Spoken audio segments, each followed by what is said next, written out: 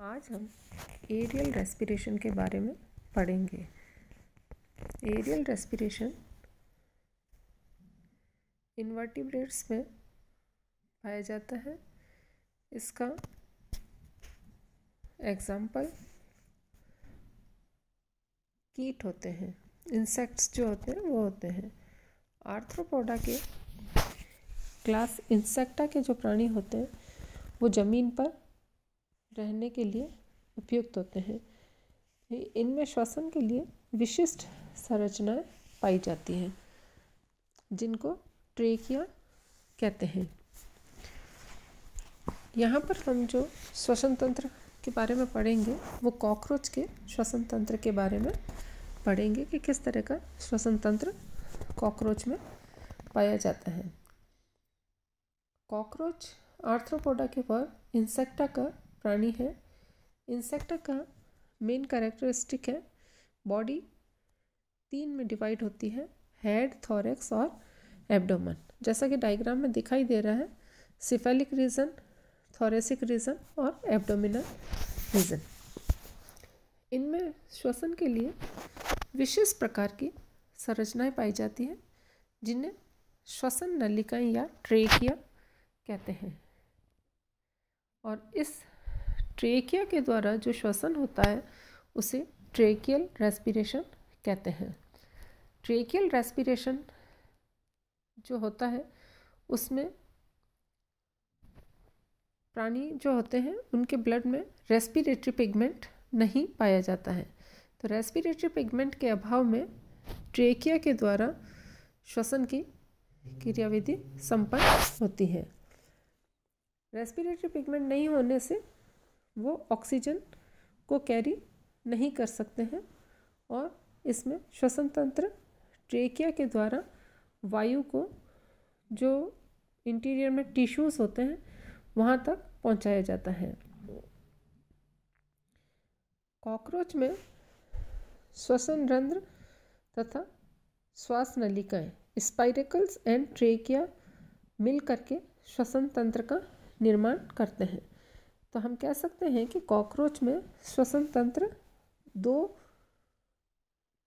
भागों में डिवाइड है। फर्स्ट है स्पाइरेकल और सेकंड है ट्रेकिया।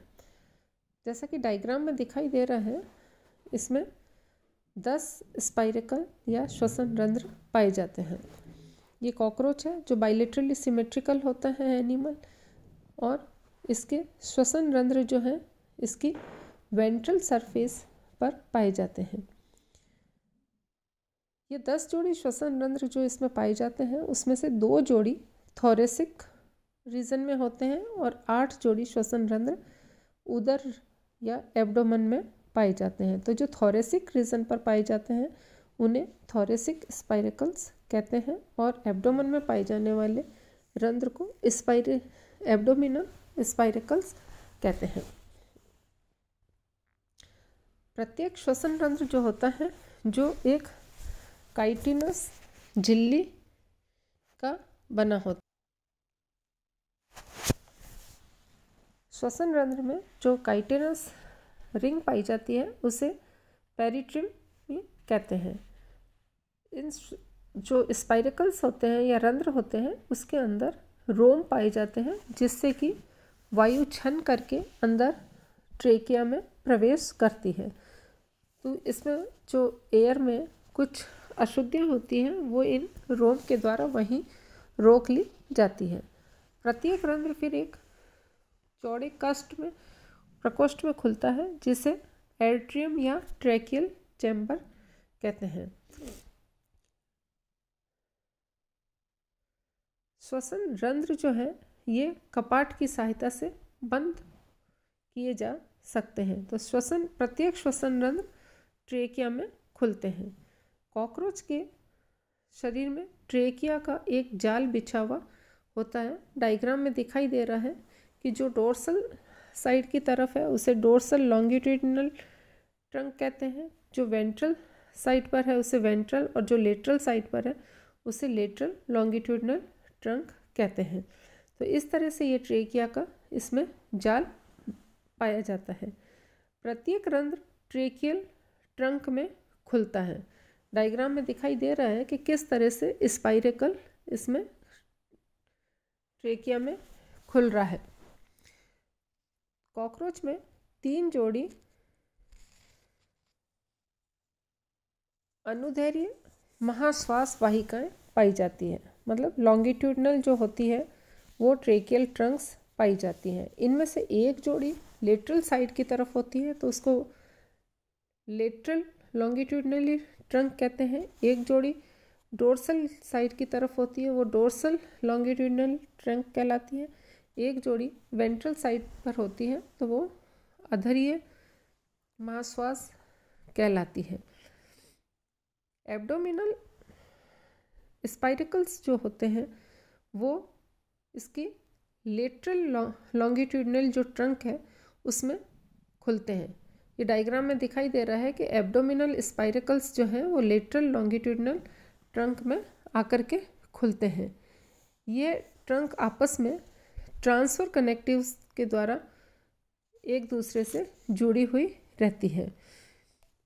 इनमें से प्रत्येक जो ये 3 जोड़ी लॉन्गिट्यूडनल ट्रंक्स पाई जाती हैं इनमें से अनेक वाहिकाएं निकलती हैं और ये लास्ट में जाके ट्रेकियल एंड सेल्स में समाप्त हो जाती हैं। इन कोशिकाओं में ये डायग्राम दिखाई दे रहा है श्वास नलिका की आंतरिक संरचना का, जिसमें दिखाई दे रहा है कि किस तरह से स्पाइरेकल्स होते हैं बॉडी वॉल की तरफ। स्पाइरेकल्स है, बीच में ये काइटिनस इसमें स्ट्रक्चर पाई जाती है जिसे पेरिट्रिमी कहते हैं। फिर ये ट्रेकिया है, बाहर की तरफ एपिथेलियल सेल है, ट्रेकिया टेंडम और साइटोप्लाज्म खुलती है और लास्ट में जाके ये ट्रेकियल्स एंड सेल्स हो जाती है और ये ट्रेक्यूल्स में खुलती है। ट्रेकिया ट्रेकियल एंड सेल में समाप्त होती हैं और इन एंड सेल से आगे की तरफ बहुत ही सूक्ष्म नलिकाएं निकलती हैं जिन्हें ट्रेक्यूल्स कहते हैं। ये डायग्राम में बिल्कुल मसल्स के पास में पाई जाती हैं। ये नलिकाएं अपने पोर्स के द्वारा टिश्यूज़ तक जाके उनमें समाप्त हो जाती हैं। इन नलिकाओं में जो है लिक्विड टिश्यू द्रव भरा रहता है। अब है कि किस तरह से एक ट्रेकिया की इंटरनल स्ट्रक्चर होती है। ट्रेकिया बिल्कुल जब हम इसको डिसेक्ट करते हैं तो हमें दिखाई देती है कि चांदी के समान चमकदार संरचनाएं होती हैं जो ये लॉन्गिट्यूडनल ट्रंक्स होती हैं उनके फोल्डिंग के द्वारा इनका निर्माण होता है। इसमें बाहर की ओर एपिथेलियल लेयर होती है और भीतर की ओर इसमें क्यूटिकल का स्तर पाया जाता है। भीतर की तरफ जो क्यूटिकल का स्तर होता है वो एंटीमा कहलाता है और पेरिट्रिमी कहलाता है। यह कॉइल्ड स्ट्रक्चर होती है जो इस ट्रेकिया की भित्ति को सिकुड़ने में रोकती है क्योंकि अंदर की लेयर इसमें काइटिन की बनी हुई होती है। इंटीमा की ये जो अंदर की स्ट्रक्चर है इसमें छल्ले नुमा संरचनाएं पाई जाती हैं जिसे टिनिडियम कहते हैं, जो कि इसकी बाहरी स्तर को बनाने में हेल्प करती है। नेक्स्ट है मैकेनिज्म ऑफ रेस्पिरेशन कि कॉकरोच में रेस्पिरेशन की क्रिया किस तरह से होती है। कॉकरोच में रेस्पिरेशन अंतःश्वसन और बाह्य श्वसन रंध्रों के द्वारा होता है। जो स्पाइरिकल्स पाए जाते हैं उनके द्वारा इसमें रेस्पिरेशन की क्रिया संपन्न होती है। बाह्य श्वसन क्रिया में एक बहुत ही सक्रिय श्वसन क्रिया है, जबकि अंतःश्वसन इसमें एक निष्क्रिय क्रिया होती है। श्वसन क्रिया में जो एब्डोमेन है उसकी मसल्स में कॉन्ट्रैक्शन और रिलैक्सेशन होता है, यानी संकुचन और फैलाव होता है, जिससे कि इनका फैलना और सिकुड़ना नियंत्रित रहता है। इसमें मसल्स के फैलने से इसमें एयर जो है वो अंदर की ओर जाती है और जब ये एब्डोमेन की मसल्स सिकुड़ जाती है तो एयर बाहर की ओर निकल जाती है। इंस्पिरेशन के दौरान ये एयर जो है स्पाइरेकल में से होकर के ट्रेकिया में आती है, ट्रेकिया से ये ट्रेक्यूल्स की और जाती है। ट्रेक्यूल्स में जब ये एयर पहुंचती है तो जो ट्रेक्यूल्स में उत्तक द्रव भरा होता है उस पर प्रेशर पड़ता है और ये उत्तक द्रव इस ऑक्सीजन को टिश्यूज़ तक पहुंचाने में हेल्प करता है।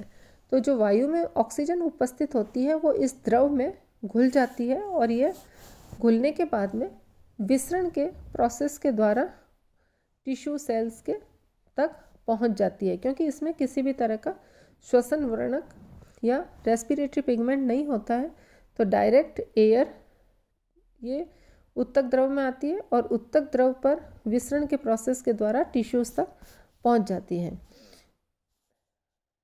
इसमें मेटाबॉलिक एक्टिविटी होती है जिसके कारण के इसमें दाब बहुत बढ़ जाता है और ट्रेक्यूल्स के जो अंतिम सिरे होते हैं उनसे द्रव वापस बाहर की ओर विस्तृत होने लगता है और पुनः अपना स्थान ग्रहण कर लेता है और द्रव के साथ वायु भी नलिकाओं में अंदर की ओर विस्तृत हो जाती है और जो वहाँ पे कार्बन डाइऑक्साइड होती है उसको बाहर निकाल दिया जाता है।